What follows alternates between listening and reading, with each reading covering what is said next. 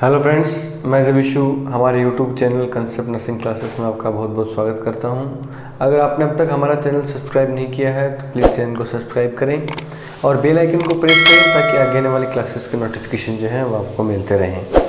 आज की क्लास में अपन फिर डिस्कस करेंगे कुछ प्रीवियस एग्जाम के कॉम्पिटिटिव एग्जाम के जो प्रीवियस पेपर हैं उनमें आए हुए क्वेश्चंस के बारे में, वो इम्पोर्टेंट क्वेश्चन जो बार बार हर एग्जाम में रिपीट होते हैं। तो वन बाय वन चलिए डिस्कस करते हैं। बात करते हैं अपन सबसे फर्स्ट क्वेश्चन की। फर्स्ट क्वेश्चन है, एक client with GERD complains about having difficulty in sleeping at night. What should the nurse instruct the client to do? Means क्या पूछना चाह रहा है कि एक GERD का पेशेंट है, यानी गैस्ट्रो इसोफेजियल रिफ्लक्स डिजीज़ जिस पेशेंट को है, वो नाइट टाइम में सोते वक्त डिफ़िकल्टी फील कर रहा है, तो नर्स उसको क्या इंस्ट्रक्ट करेगी। डिफ़िकल्टी होने के पीछे रीज़न क्या कि GERD के अंदर रिफ्लेक्स जो है, रिफ्लेक्स डिजीज मीन्स जो कुछ भी वो इंजेस्ट करता है, इनटेक करता है, वो रिगजिट होकर वापस आ जाता है, यानी लोअर जो इसोफेजियल स्पिंक्टर होता है वो सही से क्लोज नहीं हो पाता है। तो उस कंडीशन के अंदर नर्स जो क्या इंस्ट्रक्ट करेगी, तो ऑप्शन इस प्रकार है। First option sleep on several pillows, second one है eliminate carbohydrate diet, next one है suggest glass of milk before sleep, और नेक्स्ट वन है टेक एंटासिड ड्रग। तो आंसर क्या होगा आप कमेंट बॉक्स में कमेंट करके जरूर बताएं। इसका राइट आंसर क्या होगा, GERD के अंदर जनरली पेशेंट को सेमी फाउलर पोजीशन जो है दी जाती है ताकि इजीली रिगजिटेशन जो है वो ना हो, या स्पिंक्टर तक जो है वो लिक्विड जो है पहुंचे ही ना। तो इस कंडीशन के अंदर नर्स क्या इंस्ट्रक्ट करेगी कि कुछ पिलोज जो हैं वो रख ले सर के नीचे ताकि सेमी फाउलर पोजीशन जो है उसको मिल जाए। तो GERD के अंदर कौन सी पोजीशन प्रीफर करते हैं अपन, जनरली सेमी फाउलर पोजीशन जो है वो प्रीफर करी जाती है। इसलिए GERD के केस के अंदर रिवर्स टेंडलबर्ग पोजीशन भी कई बार पेशेंट को देते हैं, यानी हेड है वो थोड़ा हेड एंड है वो एलिवेट रखते हैं। तो इसलिए नर्स है वो कौन सी चीज़ इंस्ट्रक्ट करेगी उसको कि पिलो जो है वो हेड एंड के नीचे लगाए ताकि रिफ्लेक्स होने के या रिगजिटेशन होने के चांसेस जो है वो क्या हो जाए, कम हो जाए। अब बात करते हैं क्वेश्चन नंबर सेकेंड की। सेकेंड क्वेश्चन है, to enhance the absorption of calcium which vitamin is needed. Means क्या पूछ रहा है कि कैल्शियम का एब्जॉर्प्शन बढ़ाने के लिए कौन से विटामिन की जरूरी है। बहुत इजी क्वेश्चन है, बार बार पूछा हुआ क्वेश्चन है। तो ऑप्शन इस प्रकार है, विटामिन के, next option vitamin E, next option vitamin D और नेक्स्ट है विटामिन ए। तो इसमें से कौन सा विटामिन ऐसा है जो कैल्शियम के एब्जॉर्प्शन के लिए जिम्मेदार है। इसका राइट आंसर होगा option C, vitamin D. Vitamin D जो होता है वो कैल्शियम के एब्जॉर्प्शन के लिए ज़िम्मेदार होता है, और विटामिन डी के एक्टिवेशन के लिए बॉडी के अंदर जनरली सबसे मेजर तौर पे किडनी जो होती है वो रिस्पॉन्सिबल होती है। अगर विटामिन डी की डेफिशिएंसी हो जाए तो उसकी वजह से कैल्शियम की भी डेफिशिएंसी बॉडी के अंदर हो सकती है। तो इस प्रकार कैल्शियम के एब्जॉर्प्शन के लिए कौन सा विटामिन जरूरी है, विटामिन डी। बात करते हैं अपन नेक्स्ट क्वेश्चन की। Which of this drug is nephrotoxic. Following में से कौन सी ऐसी ड्रग है जो किडनी के लिए टॉक्सिक साबित हो सकती है। ऑप्शन इस प्रकार है, फर्स्ट वन है डायरेटिक, सेकंड वन है ACE इनहिबिटर, थर्ड वन है NSAID और लास्ट वन है सोडियम बाइकार्बोनेट। तो राइट आंसर क्या होगा, आंसर आप कमेंट बॉक्स में कमेंट करके जरूर बताएं। इसका राइट आंसर होगा option C, NSAID। Non steroidal anti inflammatory drug जो होती हैं, फॉर एग्जांपल एस्प्रिन है, पैरासीटामोल है, आइबुप्रोफेन है, ये सारी ड्रग जो होती हैं वो नेफ्रोटॉक्सिक होती हैं, किडनी के लिए घातक होती हैं अगर लॉन्ग टर्म तक अपन इनका इंटेक करते रहें तो। बात करते हैं अपन नेक्स्ट क्वेश्चन की। नेक्स्ट क्वेश्चन है, which is the primary sign of labour. Labour का सबसे प्राइमरी फर्स्ट साइन जो है वो क्या होता है। ऑप्शन देखिए, फर्स्ट ऑप्शन है यूटेराइन कॉन्ट्रैक्शन, सेकंड वन है pushing by the mother, next one है इंट्राथोरेसिक प्रेशर और नेक्स्ट वन है एब्डोमिनल कॉन्ट्रैक्शन। आंसर क्या होगा, जिसका राइट आंसर होगा ऑप्शन ए, यूटेराइन कॉन्ट्रैक्शन। देखिए लेबर जो है, लेबर का नाम ही यूटेराइन कॉन्ट्रैक्शन, दूसरा नाम ही यूटेराइन कॉन्ट्रैक्शन है। जब भी यूट्रस के अंदर कॉन्ट्रैक्शन स्टार्ट होते हैं बिफोर द डिलीवरी या टू डिलीवर द बेबी, उसी प्रोसेस को अपन कौन सी प्रोसेस बोलते हैं, लेबर बोलते हैं। तो लेबर का सबसे प्राइमरी या फर्स्ट साइन क्या होगा, सबसे पहले क्या स्टार्ट होंगे, यूटेराइन कॉन्ट्रैक्शन। बाकी एफर्ट जो है मदर पुश कर रही है, बेबी का बाहर डिलीवर होना है, ये सारे के सारे प्रोसेस जो हैं बाद के हैं। सबसे पहला साइन जो अपने को क्या देखने को मिलेगा, यूटेराइन कॉन्ट्रैक्शन। तो राइट आंसर क्या होगा, ऑप्शन ए। अब बात करते हैं अपन नेक्स्ट क्वेश्चन की। नेक्स्ट क्वेश्चन है resonance is best described as.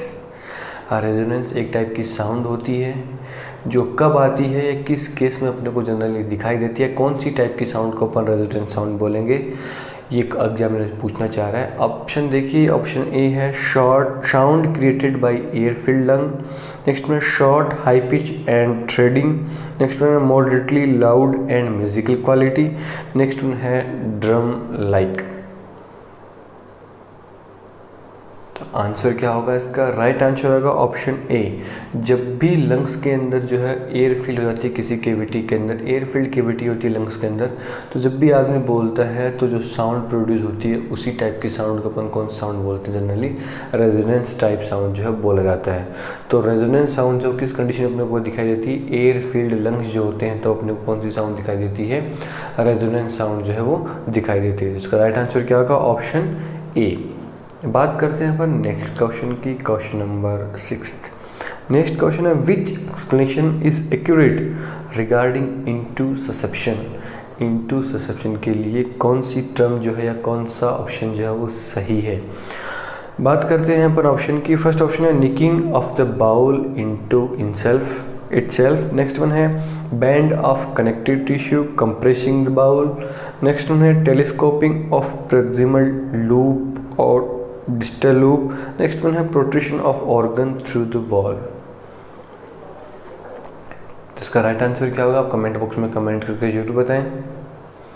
देखिए टेलीस्कोपिंग क्या होता है कि इंटेस्टाइन का एक ही पार्ट जो होता है वो उसी सेम इंटेस्टाइन किसी दूसरे पार्ट के अंदर टेलीस्कोप हो जाता है, घुस जाता है, तो उस पर्टिकुलर डिजीज़ को अपन कौन से डिजीज कंडीशन बोलते हैं, into susception. Generally into susception जो है वो अपने को किस कंडीशन में देखने को मिलता है, पीडियाट्रिक डिसऑर्डर है और जीआईटी का डिसऑर्डर है, यानी एक इंटेस्टाइन का एक पार्ट दूसरे पार्ट के अंदर टेलीस्कोप हो जाता है, उस कंडीशन को अपन बोलते हैं इनटू ससेप्शन। तो इसके अकॉर्डिंग राइट आंसर क्या होगा, राइट आंसर का option C, telescoping of the proximal tube loop of the distal loop, यानी इंटेस्टाइन का प्रोक्सिमल लूप है वो डिस्टल लूप के अंदर प्रोट्रूड हो जाता है या टेलीस्कोप हो जाता है, उस कंडीशन को अपन कौन सी कंडीशन बोलते हैं, इनटू ससेप्शन। इनटू ससेप्शन के ऊपर क्वेश्चन ये पूछा था कि इनटू ससेप्शन का मोस्ट कॉमन साइन कौन सा है। इनटू ससेप्शन के ऊपर स्टूल के ऊपर क्वेश्चन आता है, तो इनटू ससेप्शन के अंदर अपने को करंट जेली लाइक स्टूल जो है वो अपने को देखने को मिलता है। नेक्स्ट क्वेश्चन है I don't care attitude of a student demonstrate his और हर। मीन्स कोई भी स्टूडेंट, ये कोई भी पर्सन ये स्टेटमेंट दे रहा है कि किसी भी चीज़ को लेके उसको कोई भी केयर नहीं है, कोई भी चिंता नहीं है, वो किसी भी चीज़ की केयर नहीं कर रहा, तो कौन सी कोई डिफेंस मैकेनिज्म जो है वो काम में ली जा रही है। ऑप्शन इस प्रकार है एग्रेशन, नेक्स्ट वन है डिफेंस, नेक्स्ट वन है डिनाइल और ऑप्शन डी है रिग्रेशन। तो राइट आंसर क्या होगा, राइट आंसर होगा ऑप्शन सी डिनाइल। डिनाइल का मीन्स क्या होता है, किसी भी रियल चीज़ को फर्स्ट टाइम या फर्स्ट थिंक में ही, फर्स्ट अटेम्प्ट में ही एक्सेप्ट नहीं करना, क्या कहलाता है, डिनाइल कहलाता है। तो इसका आंसर भी क्या हो, किसी चीज़ की वो केयर नहीं कर रहा है, ऐसा पॉसिबल नहीं है, बट उसको कुछ सेंटेंस बोला जा रहा है, हर बात का जवाब वो ऐसे दे रहा है, आई डोंट केयर। तो कहने का मतलब है कि ऐसी रियलिटी बेसिस नहीं है, वो उस चीज़ को नकार रहा है, डिनाई कर रहा है। तो ऑप्शन क्या होगा इसका, राइट आंसर क्या होगा, ऑप्शन सी डिनाइल। अब बात करते हैं अपन नेक्स्ट क्वेश्चन की, क्वेश्चन नंबर 8। क्वेश्चन है maximum participation of student is possible in teaching through.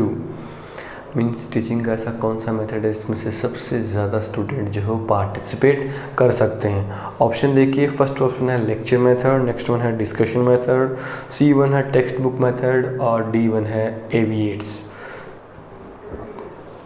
Right answer क्या होगा, आप कमेंट बॉक्स में कमेंट करके ज़रूर बताएं। इसका राइट आंसर होगा ऑप्शन बी डिस्कशन मेथड। देखिए लेक्चर मेथड में भी इन्वॉल्वमेंट बहुत से लोगों का होता है, डिस्कशन से ज़्यादा लोग जो हैं वो हिस्सा ले सकते हैं लेक्चर मेथड के अंदर, बट लेक्चर मेथड के अंदर पार्टिसिपेशन नहीं होता, उसके अंदर सिर्फ वन वे कम्युनिकेशन होता है। लेक्चरर जो है वही मैसेज कन्वे करता है और सारे रिसीवर जो होते हैं वो सारे के सारे मैसेज को क्या करते हैं, रिसीव करते हैं। बल्कि डिस्कशन के अंदर सबका इक्वल पार्टिसिपेशन जो होता है, इसलिए अगर पार्टिसिपेशन वर्ड आया तो अपन किसको प्रेफरेंस देंगे इसके अंदर, डिस्कशन मेथड जो है उसके अंदर सबसे ज़्यादा स्टूडेंट जो है वो पार्टिसिपेट कर सकते हैं। अब बात करते हैं अपन नेक्स्ट क्वेश्चन की। नेक्स्ट क्वेश्चन है the preferred site for IM injection in infant is. Infant के अंदर अगर आईएम इंजेक्शन अपने को लगाना है तो अपन कौन सी साइट प्रीफर करेंगे, कौन सी साइट प्रीफर करेंगे? ऑप्शन देखिए, डोर्सोग्लूटियल, वेस्टस लेटरलिस, सी है रेक्टस फेमोरिस और डी है वेंट्रोग्लूटियल। तो आपका ऑप्शन क्या होगा? आपके according right answer comment box में आप कमेंट करके ज़रूर बताएं। इसका राइट आंसर होगा option B, vastus lateralis. Vastus lateralis, lateral जो पार्ट है उसके ऊपर जनरली आईएम इंजेक्शन जो है वो इन्फेंट के अंदर दिया जाता है।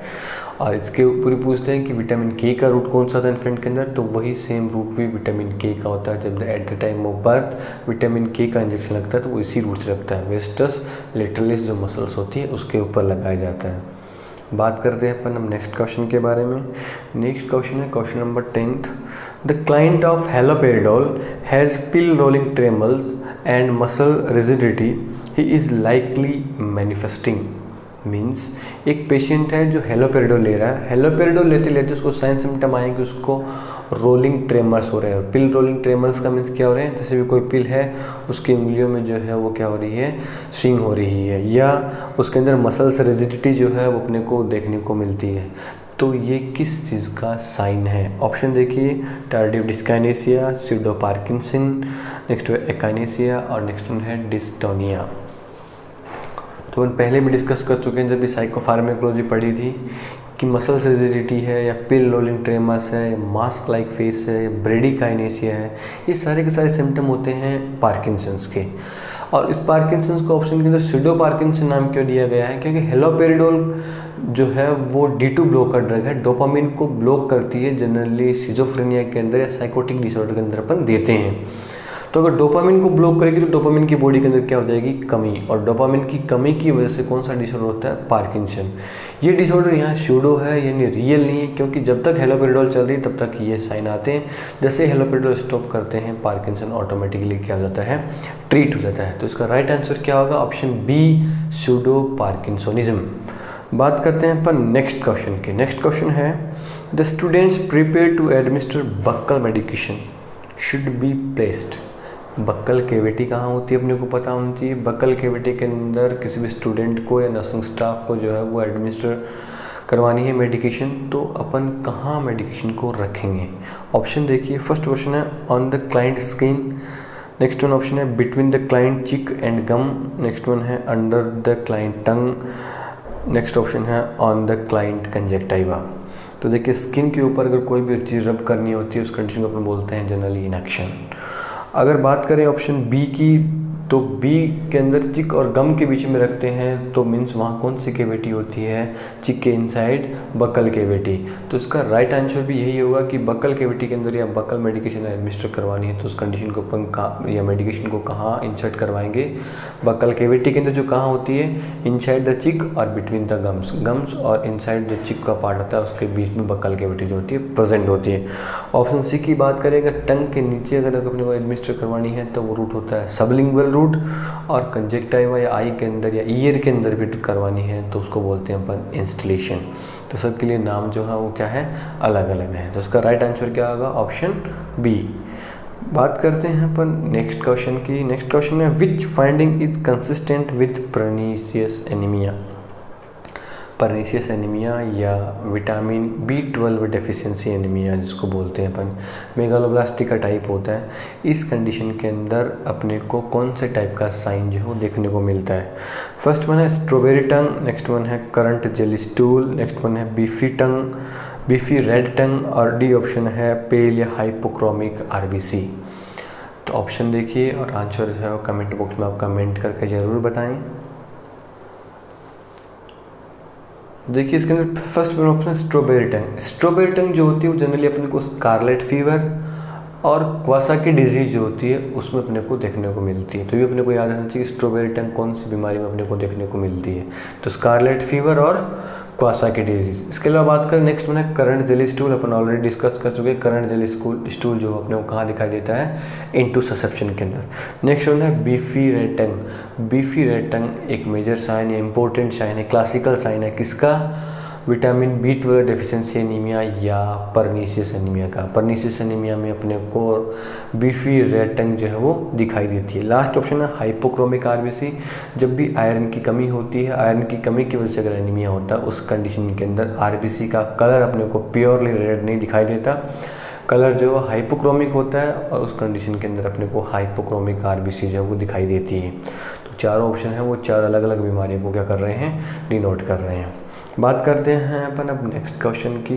नेक्स्ट क्वेश्चन है the most important nursing action before gastrostomy feeding is. Question पूछना क्या रहता है, गैस्ट्रोटोमी हो रखी है, यानी गैस्ट्रिक जो स्टमक है वहाँ आउटर ओपनिंग हो रखी है और वहाँ से ट्यूब इंसर्ट करवा रखी है।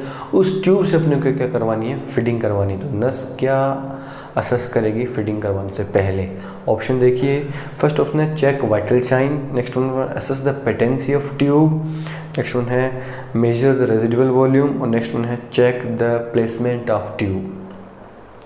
तो देखिए, जब भी गैस्ट्रोटोमी से ट्यूब इंसर्ट करवाती है उसका फिक्शन होता है, वहाँ से हिलती नहीं है, इसलिए प्लेसमेंट चेक करने की कोई भी ज़रूरत जो है वो नहीं है, और रेजिडुअल वॉल्यूम भी चेक करने की कोई ज़रूरत नहीं, क्योंकि वहाँ से एस्पिरेशन की कोई भी चांसेस जो हैं वो नहीं होते हैं।